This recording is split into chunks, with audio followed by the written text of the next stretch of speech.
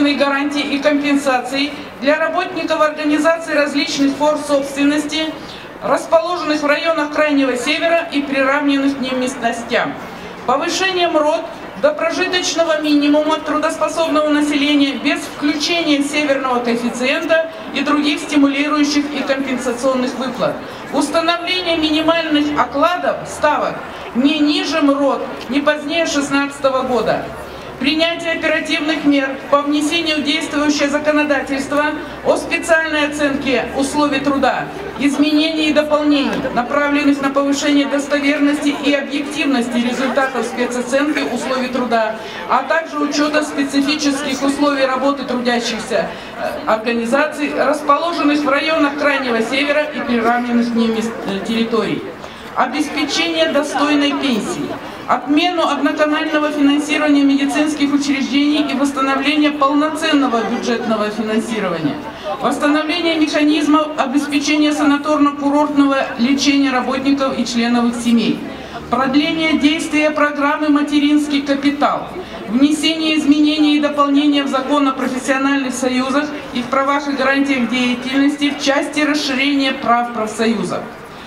Мы требуем от правительства Республики Коми принятия дополнительных мер по снижению роста цен на продукты питания, оплату жилья и коммунальные услуги, проезд в общественном транспорте, на лекарственные средства и медицинские услуги, увеличение объемов субсидирования развития агропромышленного комплекса республики, внесение в региональное соглашение по социально-экономическим вопросам между правительством Республики, Федерацией профсоюзов и Союзом промышленников Республики на 15-17 годы всех требований ФПРК, занесенных в протокол разногласий. Протокол разногласий говорит о следующем. Утверждение по согласованию с социальными партнерами графика поэтапного приближения минимальной заработной платы к величине прожиточного минимума трудоспособного населения в Республике Коми. Установление порядка ежеквартальной индексации заработной платы работникам организаций, финансируемым из республиканского бюджета. Пересмотра отраслевых систем оплаты труда, установление размеров базовых должностных окладов, обслуживающих персонала организаций на уровне не ниже минимального размера оплаты труда.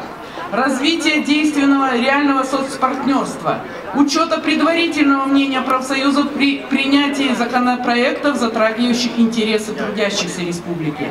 Разработки и принятие, внесение изменений и дополнений в законы Республики Коми.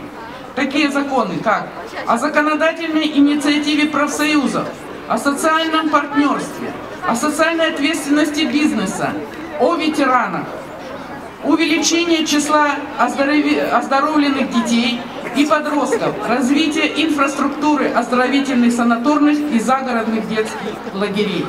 Я прошу поддержать эту резолюцию. Она будет направлена в правительство Республики Коми, Госсовет и правительство России.